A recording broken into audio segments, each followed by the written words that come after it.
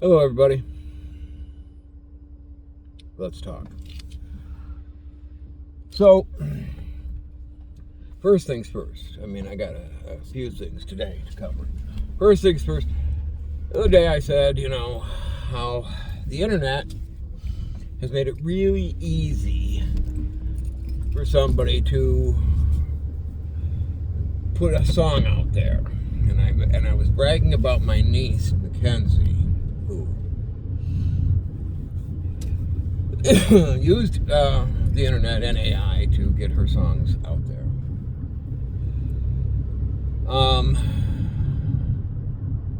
Which is wonderful, In my opinion, I think it's cheating. But that's the only reason I've had to try and put the word in. And speaking of cheating, I cheated. I wrote the song a long time ago, and I put it to music a long time ago, which is really amusing because I used an AI program and I typed in my song lyrics and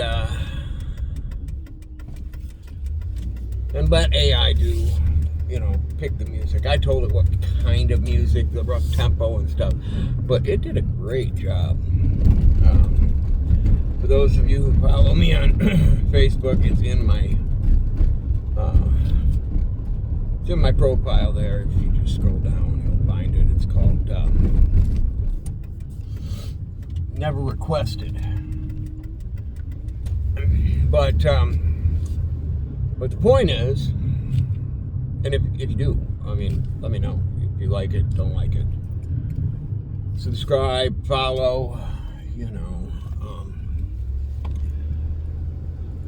comment. Anyway, but remarkably, AI almost put it in the same exact way that I put my music together. Admittedly, mine was a little bit more upbeat than the one AI put together.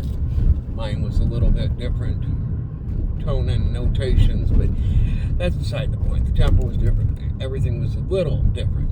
But for the most part, I was not upset by what AI did to my song. In fact, I was very proud of it. So, yeah, I cheated. And excuse me. And I got done putting my song together, and it was going to allow me to pay for it or pay to have it published or whatever, copywriting and all that stuff, which I probably should and probably will do. It's just one of those things. But I still didn't get much on the response of, I did get response, but I didn't get much of a response on, is the internet made us worse or better from my previous rant. So that brings me to item number 2, weather. Oh my goodness, this flooding. Michigan is a flood state. The entire state is under a flood watch. The entire state. How? Where I live, it's considered the geographical center of Michigan. And it is the highest point in the Lower Peninsula. The town that I live in is there. And we're flooded over. We're flooded. I can't even imagine what low-lying areas are suffering with. But it goes back to my conspiracy theory. Somebody's messing with the weather.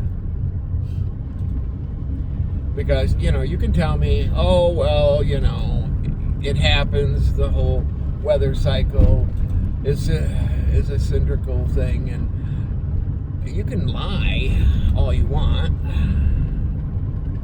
There's a difference between it goes around, comes back around sort of thing, and lakes in our in our parking lots.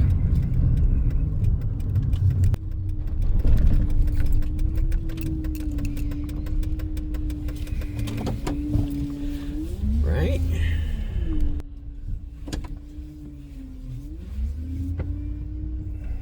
Wild. That's a parking lot that they can't use because it's flooded. Really flooded. So we got flooding problems up here in Michigan. After all the other BS. My truck could make it through that, by the way. It has actually made it through that a couple of times. I'm not going to do it right now because, well, for one, I'm talking to you. For another, I don't need to cause my truck to drown out. Although I do enjoy getting money. Which brings me to topic 3 and the topic of the day, which has nothing to do with weather, which has nothing to do with